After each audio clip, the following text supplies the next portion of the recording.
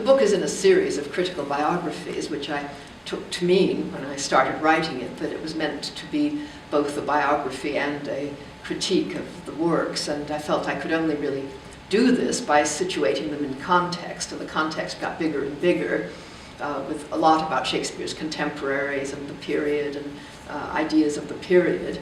I wanted it really to be a literary biography, that is, something that would be infused with a sense of literature and language. So that's why each chapter begins with a quotation, mostly from Shakespeare, and a bit of a discussion of the quotation, an attempt even to weave the quotation into the events of that chapter.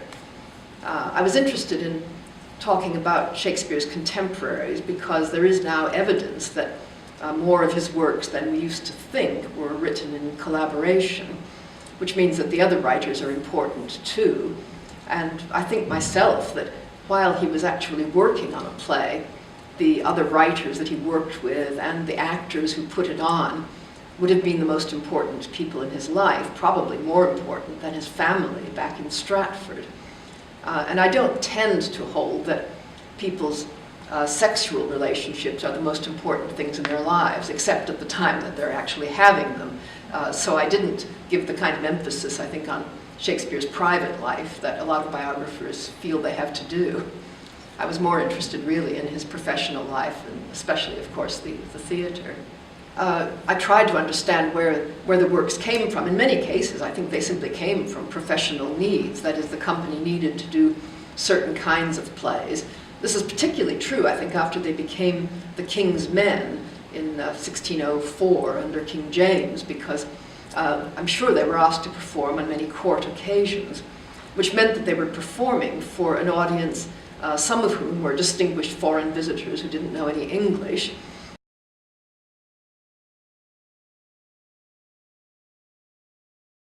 Many of whom were very sophisticated courtiers, but others of whom were already tired from the other activities of the day and probably just wanted to sleep. I think this is one reason, for instance, why most of Shakespeare's Jacobean plays have an obvious and well-known source, because this would have made it easier to follow for people who didn't know English. The other thing about these plays, this is a sort of theory of mine. People often wonder why Shakespeare wrote plays that are longer than could have been performed in the 2 hours traffic of our stage. And he was doing this from the beginning, not just in the Jacobean period.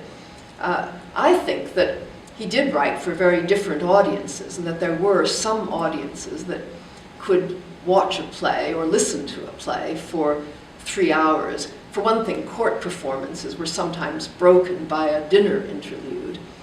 We know this from a very early play, Fulgens and Lucrece, which I think dates from the 1490s. It was done in the house of a cardinal, and there was a very long break between the two acts while people had dinner. And I think this probably happened in some performances at court, at the inns of court, in people's houses. And in the Jacobean period, there was a great deal of plague.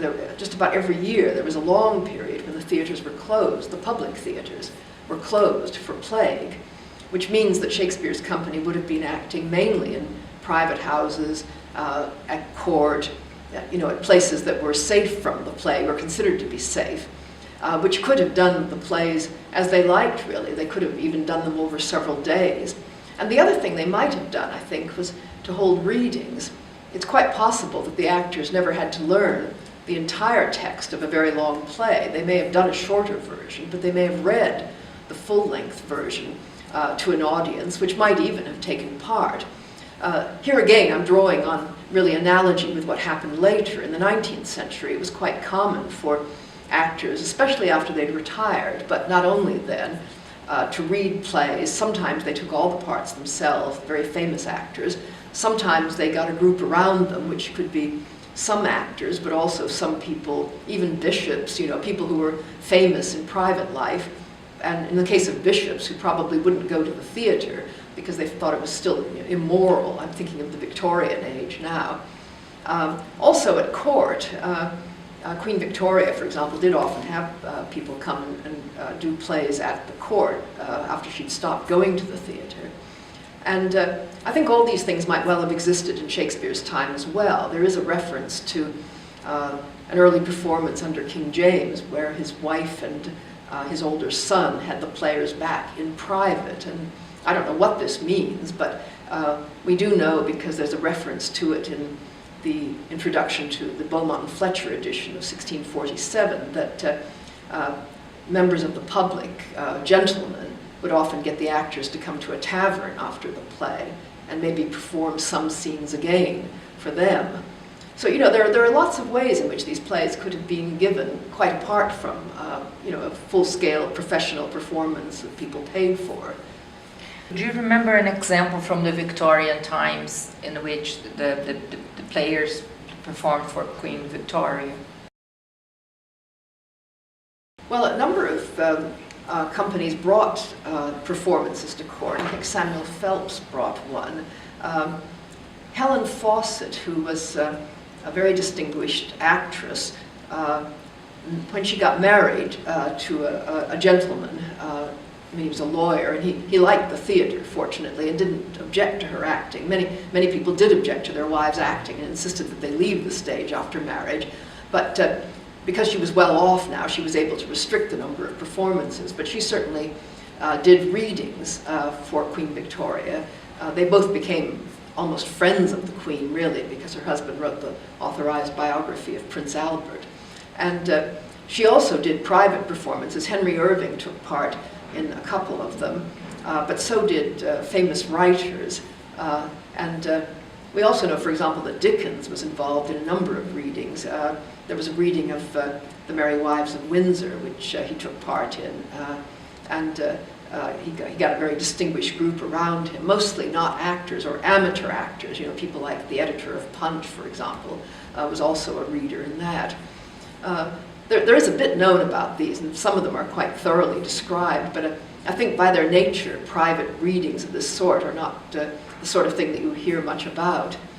But I'm sure this has something to do with the nature of Shakespeare's plays, because many of them are very thoughtful. You know, people used to feel that he couldn't have written things like, I don't know, Troilus and Cressida for a popular audience, because the long speeches are just so difficult. And I think you can understand them much better if you think of them as being read aloud, possibly even in a relatively small group where someone could stop and ask to go back and think about something or read something again.